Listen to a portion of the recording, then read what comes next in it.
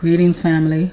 I am reading from The Healing Wisdom of Africa, one of my most memorable books, right, that helped me navigate on my journey. I know the lighting is kind of dark, but it's okay because I just want you to hear me. You don't even have to really worry about what you see.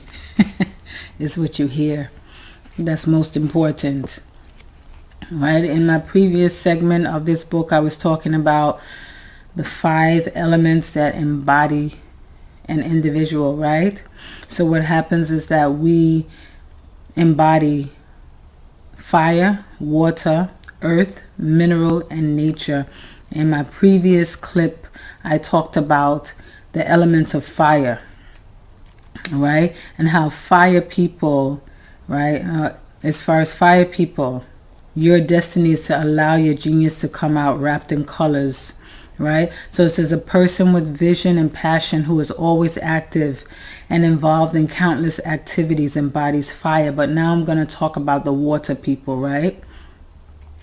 A person with a deep focus who tends to seek peaceful solution to conflicts, right? Who always sees harmony instead of discord, embodies water. So I'm going to break down water people. I'm going to read from this book what a water person looks like, because sometimes there's some things that you display in your life and you want to know what does this mean? What am I supposed to do? But look at this. This is what Malidoma Patrice Somé says. We mentioned earlier that water encountered fire to produce the positive changes that generate life. The fiery earth was cooled, right, and firmed, which allowed it to support life, and so became a whole realm to which water could now give life. We are in this story the children of water. Any person who understands the value of being the parent of a child knows that this is a great benefit. Water can claim us as her children. We can say that we come from earth, but earth didn't exist until water showed up. So water can lay claim to anything that is alive. Without water, nothing can be purified. Nothing can be authentic. Water allows us to maintain the kind of consciousness that links us to the other world. And hence, we see in so many mythologies the idea of water as the water of life, with water crucial to the spiritual experience and the spiritual journey. The element water reconciles and quiets down that which is trapped in the crisis of combustion. In effect, water cools the burning psyche. It stills the restless consciousness and bestows serenity upon a person in turmoil, returning focus to a chaotic existence. As an elemental unit in the cosmological wheel, its position is the north, opposite fire, and its colors are blue and black. Water seeks to cleanse, reconcile, and balance that which is in agitation, emotional disorder, and self-danger. When water succeeds, it restores or enhances life where there was the threat of death. Hence, the connection between water and life. To seek water is to seek to reconcile and balance that which is constantly in danger of being thrown out of balance, that which is caught in the fiery loop of speed,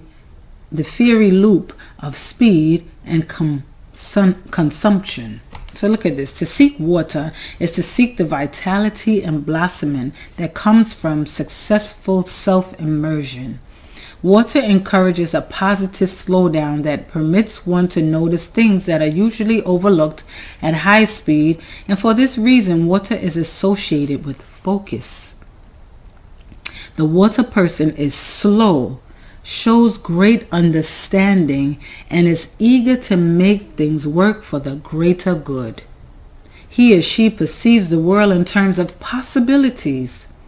The water person thinks of community, relationship, love, and harmony. Water is therefore also grief.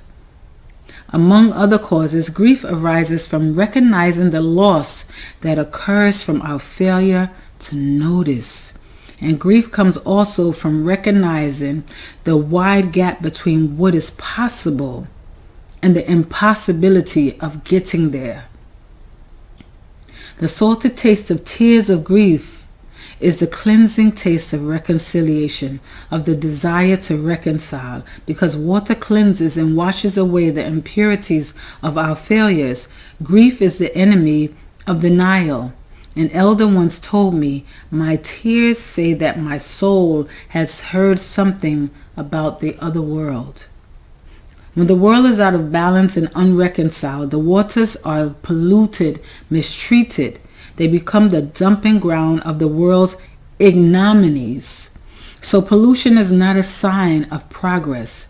It is a sign of crisis and the inability to reconcile. Pollution is the exhaust system of human denial.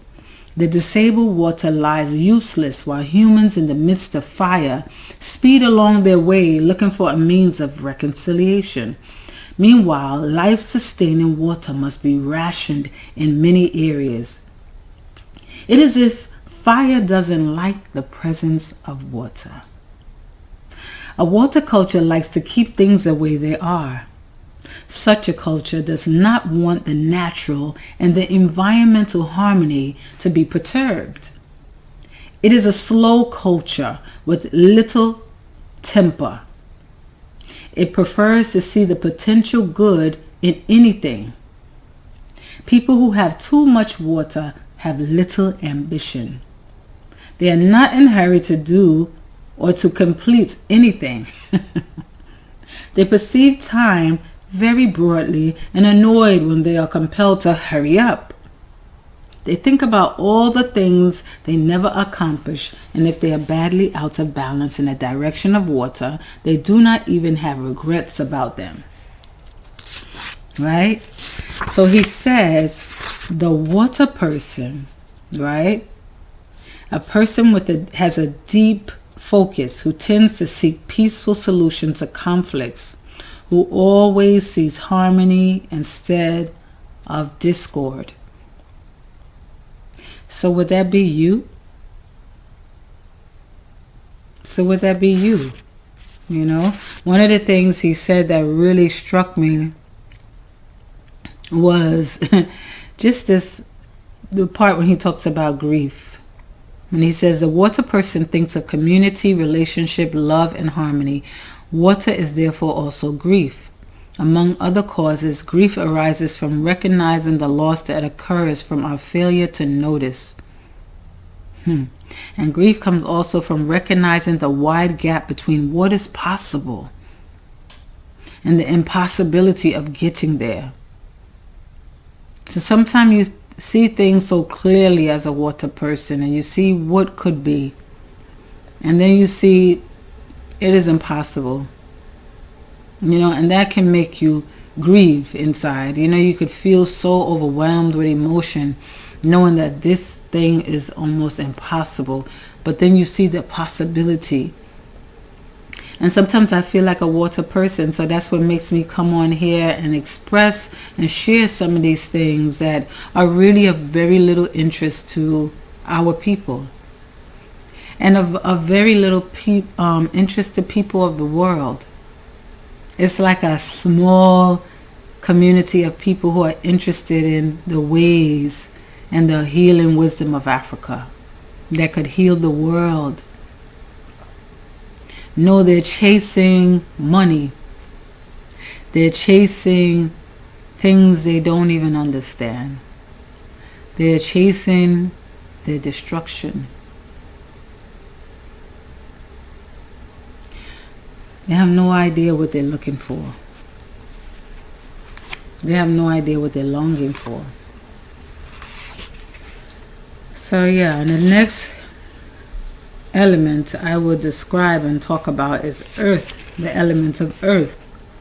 The earth people, right? People who have that element operating predominantly in them are I will talk about in my next segment those who embody the elements of earth. All right? So have a wonderfully blessed day.